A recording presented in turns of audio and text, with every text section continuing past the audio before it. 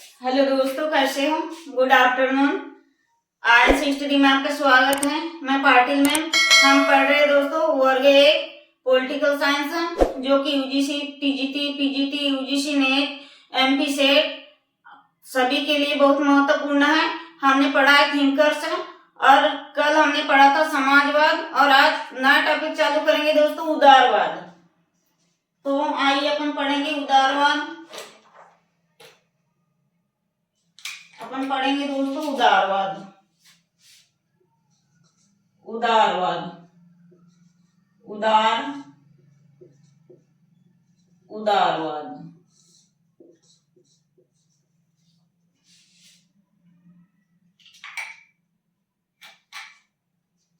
अब उदारवाद कैसी विचारधारा है? उदारवाद एक महत्वपूर्ण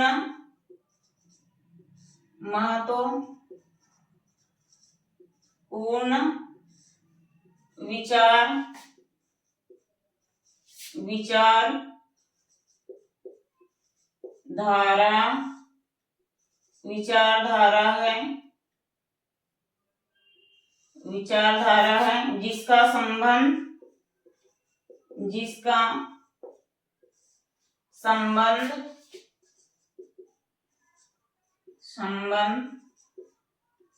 स्वतंत्रता से जुड़ा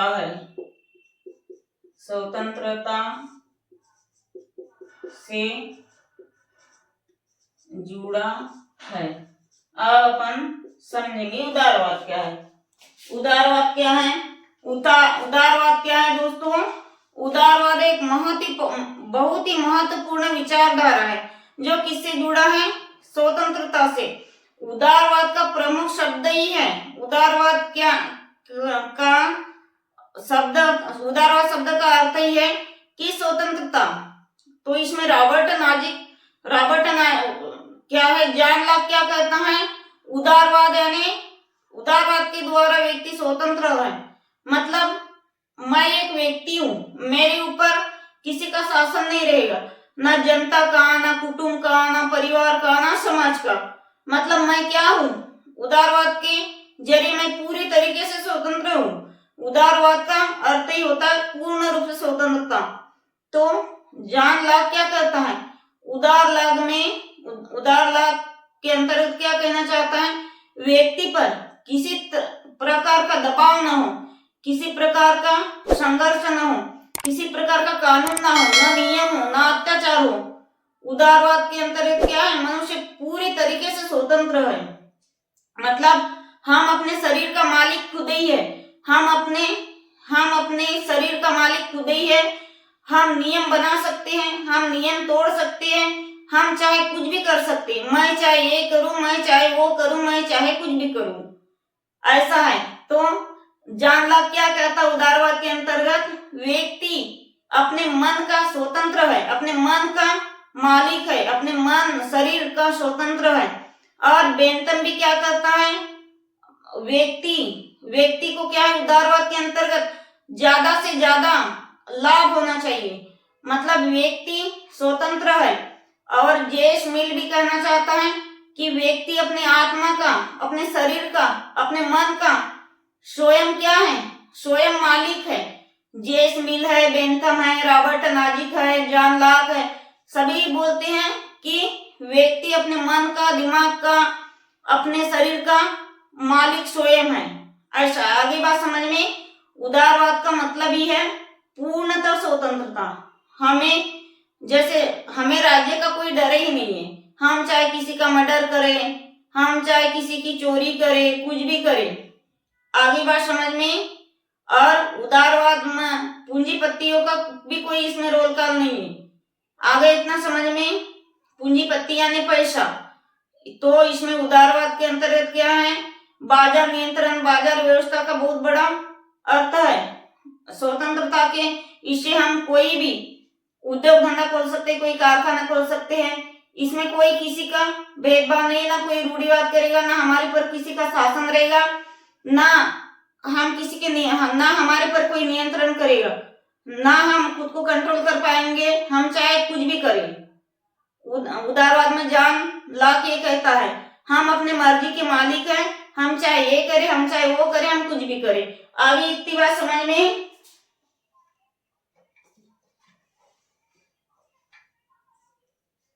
तो लिखेंगे उदारवाद, उदारवाद, उदारवाद की उत्पत्ति, उदारवाद की उत्पत्ति कैसे हुई? उदारवाद की उत्पत्ति साम्यवाद से हुई, साम्यवाद, साम्यवाद से हुई। उदारवाद की उत्पत्ति, उदारवाद की उत्पत्ति पूंजीपति, पूंजीवाद से उत्पत्ति पूंजीवाद से हुई। किससे हुई? पूंजीवाद से हुई, पूंजीवाद से हुई। उदारवाद का जनक कौन है? उदारवाद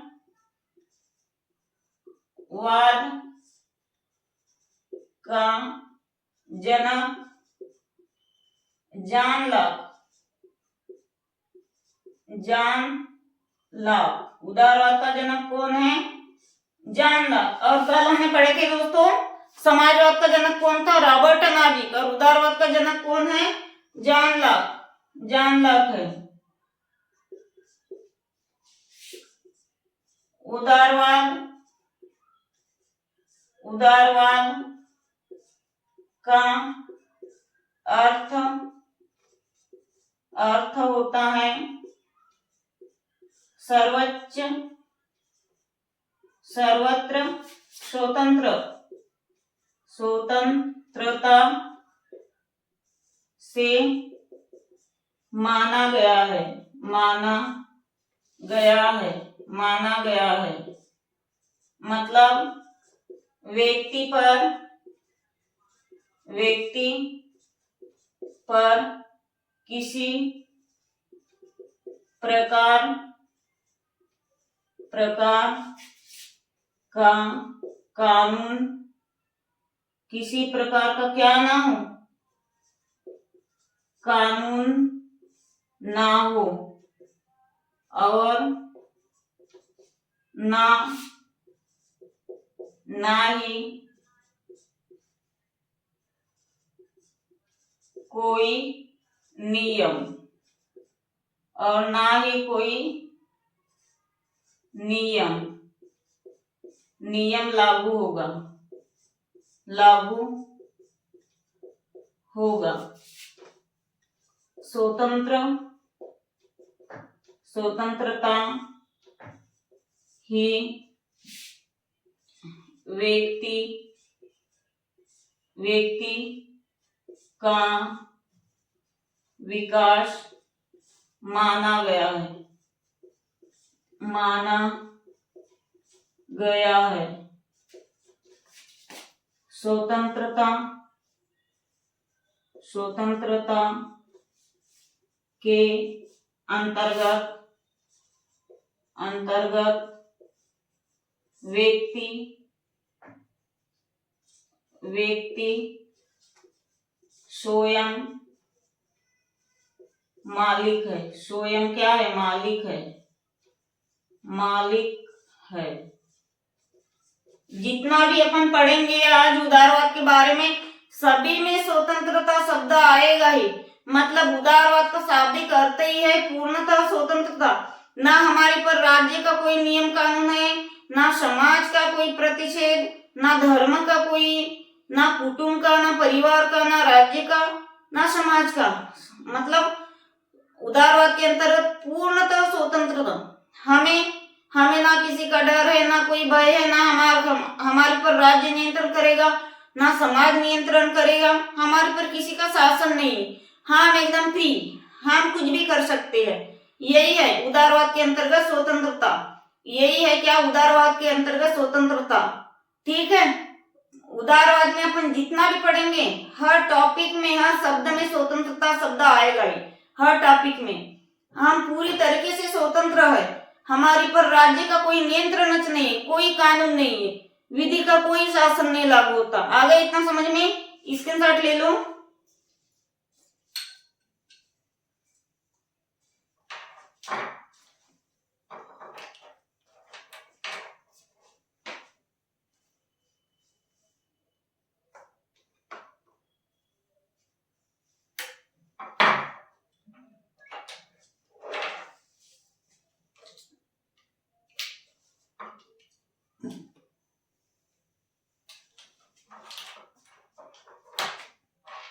हो गया।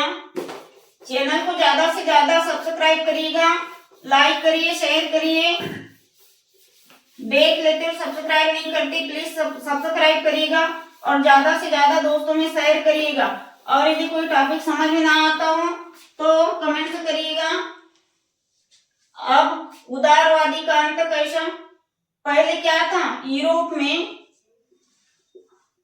में पोपशाही का शासन था। यूरोप में किसका शासन था?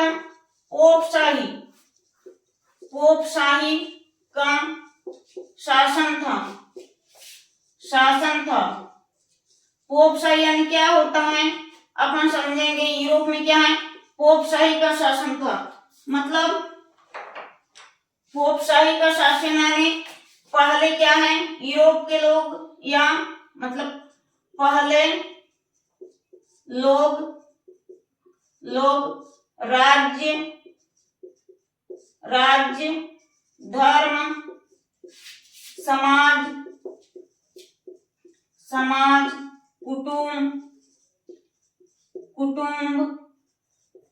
कुटुंब परिवार के बंधनों में बंधा हुआ था। बंधनों में क्या था? बंधनों में बंधा हुआ था।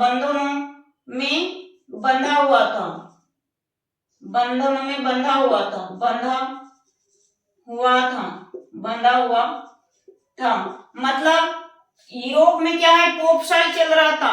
पोपशाही पुनर्जागरण का काल। यूरोप में क्या चल रहा था? पोपशाही। तो पोपशाही के अंतर्गत हमारे ऊपर बंधनों का अभाव था। किसके? राज्य का, जनता का, समाज का, कुटुंब का, धर्म का। मतलब पोपशाही क्या कहता था? तुम यीशु को मानो, तुम हिंदू को मानो, तुम मुसलमान को मानो। जैसा हमारे ऊपर शासन नियंत्रण होता था, राज्य का, सरकार का, कुटुंब का, परिवार का, समाज का, हम वैसे ही ढल जाते थे।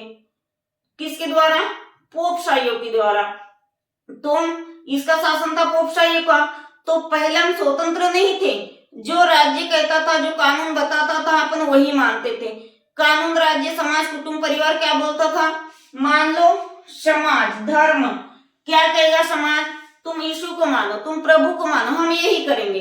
राज्य बोलेगा तुमको ये कार्य करना चाहिए, तुम्हारा ये कर्तव्य है, अपन वही करेंगे। हमारे ऊपर जनता का शासन रहेगा, राज्य का शासन रहेगा, तानाशाही रहेगा, नियंत्रण रहेगा, हम अपन कंट्रोल में रहेंगे।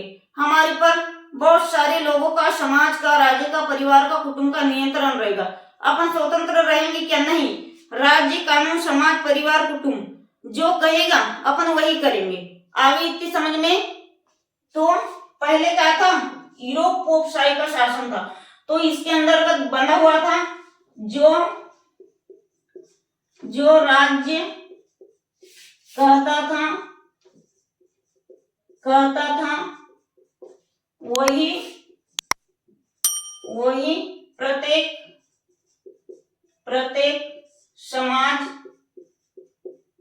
समाज या व्यक्ति करता था। आगे इतना समझ में? फिर आया कौन सा? पुनर्जागरण का काल। बहुत ही अच्छा टॉपिक है दोस्तों, बहुत ही मस्त पढ़ा रही हूं। पुनर्जागरण स्क्रीनशॉट कर लो या फिर नोट्स बना के चलिए। बहुत ही अच्छा टॉपिक है, यहाँ से क्वेश्चन आएंगे ही। पुनर्जागरण का काल। और फिर क्या हुआ? पुनर्जागरण का काल आया। तो पुनर्जागरण के काल से क्या हुआ? पहले तो क्या है? पोपशाही पोपशाही का अंत हुआ। पोपशाही का अंत हुआ। पोपशाही समाप्त हो गई और राज्य क्या है, पोपशाही का अंत हुआ, राज्य शक्तिशाली बन गया। राज्य कैसा बन गया, शक्तिशाली बन गया। राज्य कैसा बन गया, राज्य शक्तिशाली बन गया। अब पोप क्या है, पोपशाही का अंत वो पुनर्जागरण का काल आया यूरोप में। तो पुनर्जागरण का काल कब आया था, तो अरस्तु ने लाया था। हमने पढ़े थे ये सब मैकियावेली के टाइम में, अरस्तु के टाइम में राज्य को कैसे शक्तिशाली बनाना है। तो पोपशाही का अंत हुआ और राज्य क्या है, शक्तिशाली बना, जिससे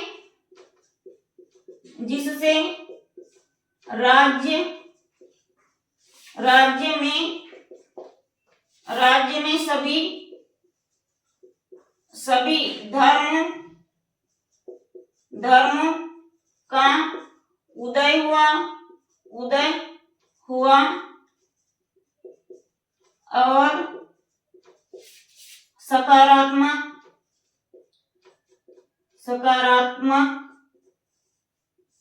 सकारात्मक रूप से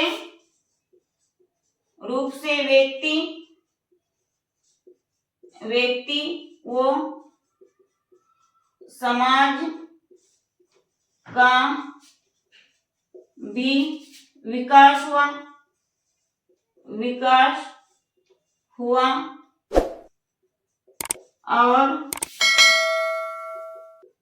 और व्यक्ति बंधनों से मुक्त हुआ। बंधनों से क्या हुआ, बंधनों से मुक्त हुआ। इतना स्क्रीनशॉट कर लो। देखिए पोपशाही का अंत होता है, उसके बाद में क्या है, पोपशाही के टाइम क्या है, धर्म, राज्य, समाज, कुटुंब, परिवार, व्यक्ति क्या है, ये सभी बंधनों में क्या है, बंधा हुआ रहता है ना। प्रत्येक समाज, प्रत्येक व्यक्ति के ऊपर कंट्रोल रहता है। सरकार का, धर्म का हमारे ऊपर क्या रहता है, समाज का नियंत्रण रहता है। हम अपने कंट्रोल में नहीं रहते। हम किसके कंट्रोल में रहते हैं, राज्य के कंट्रोल में, क्योंकि हमारे ऊपर शासन रहता है।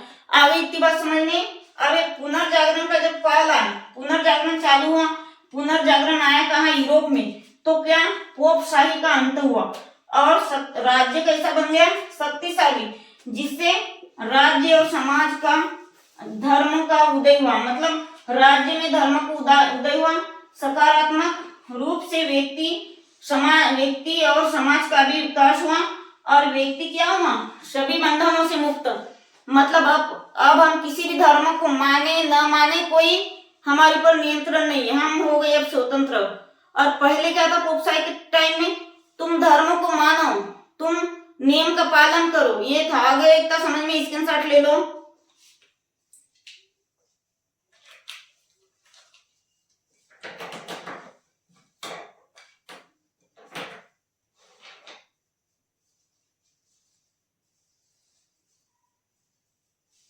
हो गया। चैनल को दोस्तों ध्यान से सब्सक्राइब करिए। हम तुम्हारे लिए इतनी मेहनत करते हैं, आप मेरे लिए थोड़ा सा कर दो, सब्सक्राइब कर लो ध्यान से, क्योंकि एमसीक्यू में कोई टाइम नहीं लगता और थ्योरिकल क्लास में बहुत मेहनत लगती है। हम एमसीक्यू भी करा सकते हैं, लेकिन एमसीक्यू में कोई कॉन्सेप्ट क्लियर नहीं होगा। इसलिए दोस्तों हम पहले थ्योरिकल पढ़ रहे हैं।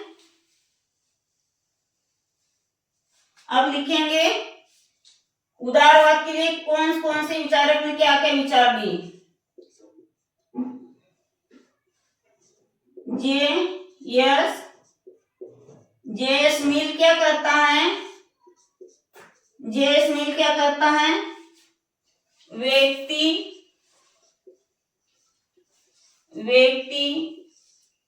स्वयं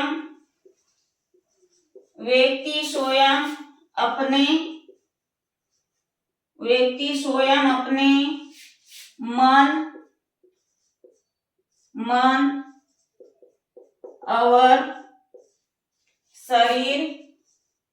मन और शरीर का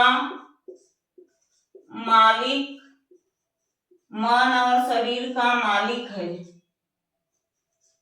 अब अगला लिखते हैं, बेंथम क्या कहता है?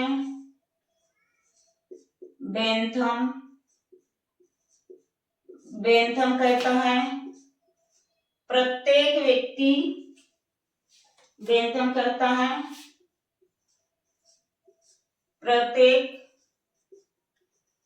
प्रत्येक व्यक्ति ज्यादा से ज्यादा सुख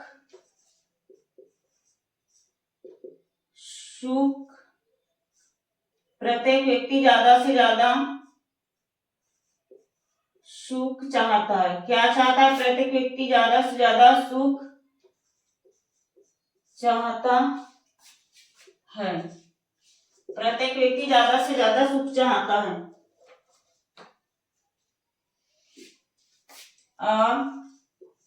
रॉबर्ट नॉजिक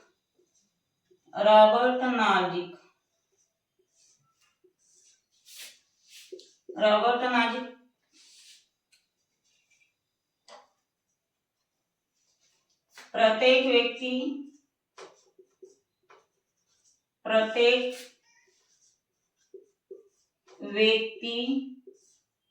अपने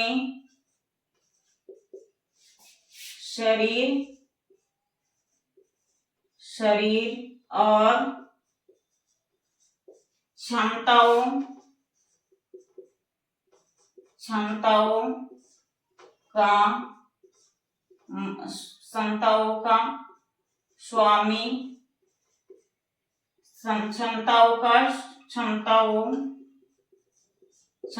का स्वामी है।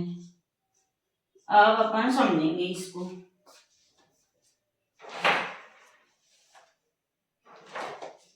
देखिए, ये है थिंकर्स। उदारवाद के अंतर्गत 3 थिंकर्स ने अपनी अलग अलग विचारधारा, अपनी अलग अलग राय प्रकट की है। तो जेएस मिल क्या कहता है? जेएस मिल कहता है प्रत्येक व्यक्ति अपने मन और शरीर का क्या है? मन और शरीर का स्वयं मालिक है।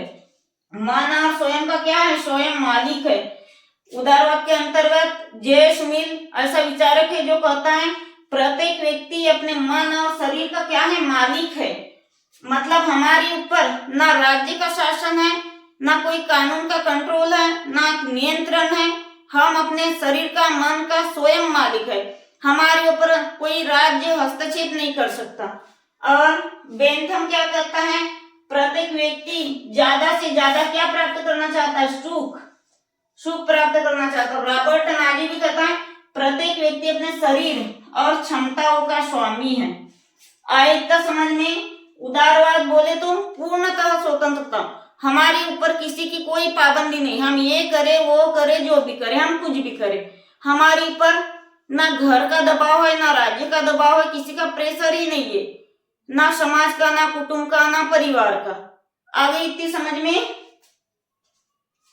आया? इतना समझ में? सबसे पहले क्या है?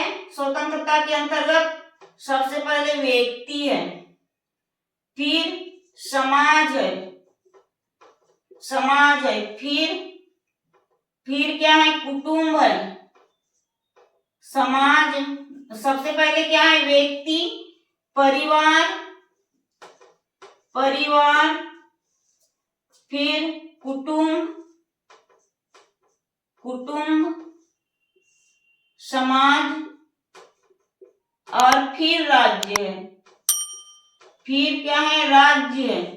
तो सबसे पहले क्या है? व्यक्ति, फिर कुटुंब, फिर परिवार, समाज, फिर राज्य। मतलब हमारे ऊपर ना राज्य का कंट्रोल है, ना समाज का, ना कुटुंब का, ना परिवार का। हम पूर्णतः स्वतंत्र हैं। हम चाहे पढ़ाई करें या ना करें, हम चाहे कार्य कोई करे या ना करे, हम भूखे रहे, हम खाए पिए, मतलब हमारे ऊपर किसी का शासन ही नहीं है, हमको कोई बोलने वाला ही नहीं है। उदारवाद का मतलब यही है, पूर्णतः स्वतंत्रता। इसे क्या है? पूंजीवाद के द्वारा क्या है, बाजार व्यवस्था